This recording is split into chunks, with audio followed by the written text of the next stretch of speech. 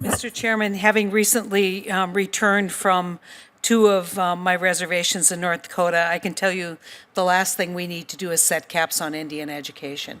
And where I sincerely appreciate the efforts and the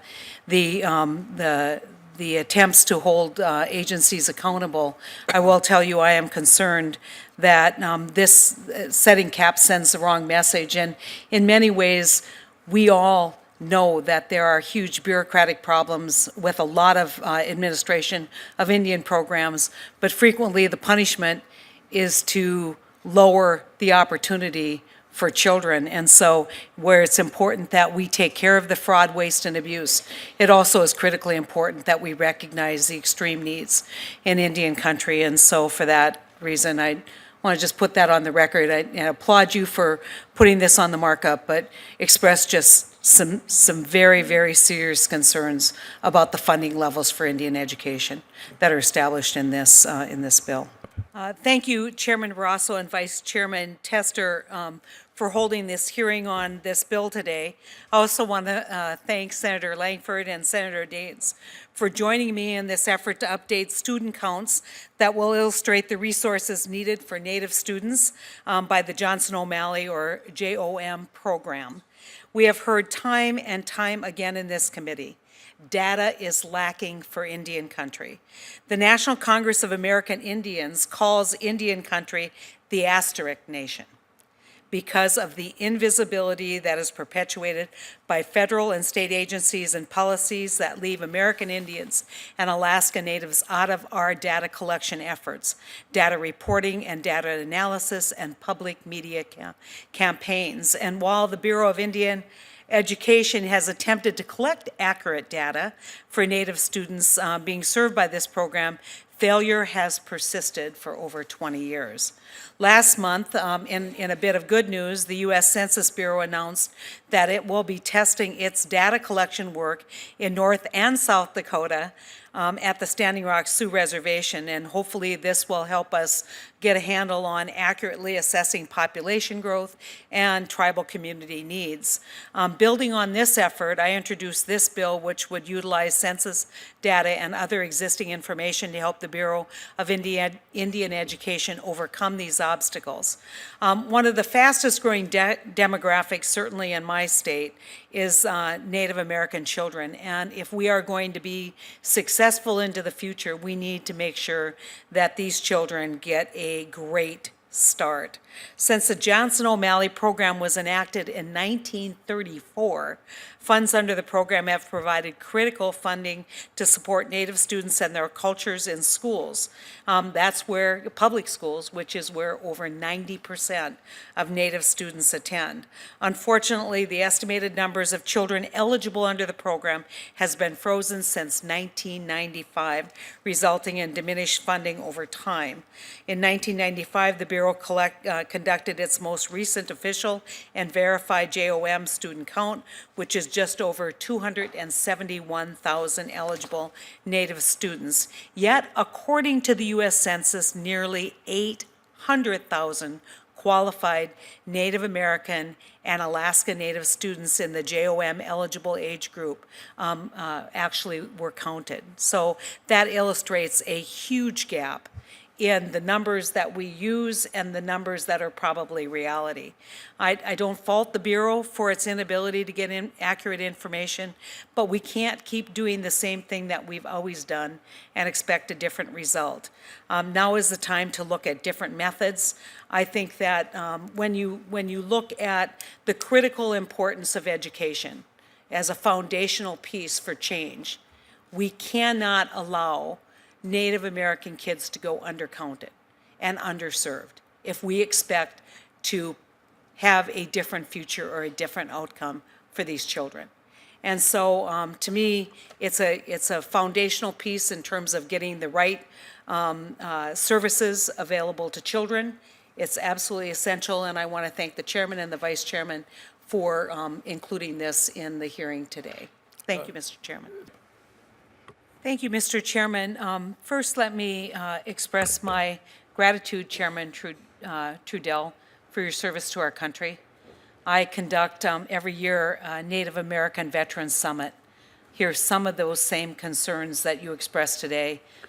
It's almost tragic that not only do you have a treaty right, but also a right that was earned in service to this country, and you have people begging for services. And so my great apologies for that. I know how critically important making sure that our veterans are taken care of are not only to all of us, but certainly to the Native American population in my state. So thank you for your testimony. I want to turn to the Johnson O'Malley student count. And Mr. Black, I will tell you that, you know, Senator Langford's comments, and then building on that, Senator Daines' comments, and really building on kind of an intent of this bill is to try and figure out how many people are out there, especially children. And I want to make this point. Everybody's talking about cultural services. In North Dakota, these funds are used to buy pens and paper. That foundational kinds of inputs for children whose families couldn't otherwise afford it. But if we are truly going to do what we need to do in Indian education or in Indian healthcare, we need to have data. We need to know how many people are out there, what kind of services they need, where we are failing in providing services, and how we can improve programs by eliminating fraud, waste, and abuse, and duplication, streamlining what we need to do, but then making sure that we know where we're falling short. We can't do that if we're cavalier about counts. And I know that you know this, and I do appreciate your testimony supporting the bill with some modifications, but it speaks to a broader issue here, which is that, as I have said in the past, way too often we silo Indian programs, whether it's Indian education, Indian healthcare, Indian housing, to that one child who is in school. They don't think about, oh, well, that's what BIE's doing for me, and this is what Indian Health's doing for me, and this is what NAHASDA's supposed to be doing for me. They think about their condition today. And this count is important not only for the Johnson O'Malley program, but it's important to understand where these children are falling through the gaps, and through, because we know that Native children, just from what we know, are probably the most challenged ethnic group in the country in terms of their services. And so I want to thank you for your testimony, but I also want to impress upon you the need to have I think, a broader commitment to responding to concerns, especially those of us on this committee who want to help, who want to better understand what are the metrics. Now, obviously getting back to this contractor concern, because it seems to me that your evaluation of your power may come from this program being so-called voluntary, but obviously, sending out something more than here's the website, fill in the gaps, might be helpful, even if it is voluntary. So what have you done beyond saying, oh, the spreadsheet's up, fill in the gaps? What have you done beyond that to encourage contractors to comply? Sure. Well, I think the Bureau of Indian Education made a fairly broad sweep of letting everybody know that we were doing these counts and the value of it through Federal Register notices, Dear Tribal Leader letters, reaching out to the National Indian Education Association and other large national organizations serving Indian students to try and get the word out that we were trying to collect all of this data to get updated information. Now, I think, some of the things that we've come up with as far as what might have happened and what has affected our rate is, some tribes and other organizations felt that they had their 96 count in and that was good enough, that the 2012 count could potentially cost them funding if their student counts had gone down. So I think there may have been some hesitancy to respond, based on some of those factors. So I think we really need to work, with everybody and come up. And I know the Indian education folks are working real hard to evaluate, what happened and how we can improve on this and what we can do to try and get better counts moving into the future. Thank you, Mr. Chairman. I just want to follow up a little bit on definitional issues which have been raised here, and just make sure that we're all on the same page. And if we're not, if we have better ideas on how we can do this, that we in fact have a conversation, because this is going to increasingly become a very difficult issue. It's difficult today, but identifying someone as a Native child is going to become increasingly difficult. And as the chairman pointed out, every tribe does it differently. And so I know that Mr. Black, you expressed concern about the bill's definition of eligible student because we used a definition that has been used before, and it was a change from the House bill that we included after local Johnson O'Malley contractors who mentioned that under current regulations, the contractors provide resources and services to children who are descendants in the first or second degree of tribal members. And I don't think there's any intention today to try and, not count those students. Do you think that utilizing the House bill definition from the regulations excludes the children that are already included under Johnson O'Malley? As you read this bill? It's my understanding that that possibility might be there, that we would be excluding some children.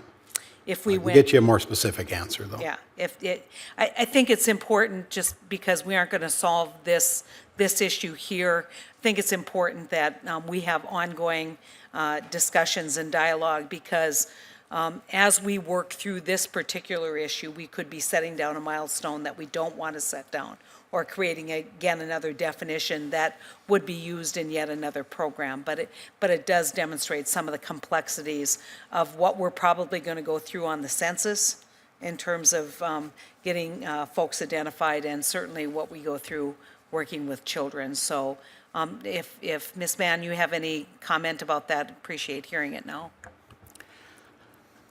Regarding, like I said before, that we were not seeking any changes in the federal regulations regarding eligibility. It was a discussion of our board that each tribe, through their sovereignty, decides who they want as a member of their tribe, and if there's a blood degree quantum or not a blood degree quantum, that's their decision. We didn't want to go against a decision that could affect certain tribes. So I think that we would like to make sure that we continue to use the federal regulations at this point because of the sovereignty of the individual tribes. In the school district, especially when we're dealing with a Bismarck school district or a Fargo school district, that it doesn't have those, doesn't understand those nuances, I think it becomes very difficult for contractors to know, oh, that this student is Ojibwe, that's a different rule than if they're Mandan, Hidatsa, and Arikara. And so this is a complicated issue, but one that's only going to get more complicated as time goes on and as we see more and more people migrating on and off the reservations and on and off Indian country. So we'll continue to work through this issue and try not to disturb a whole lot of other stuff in the process while as we're looking at getting a count.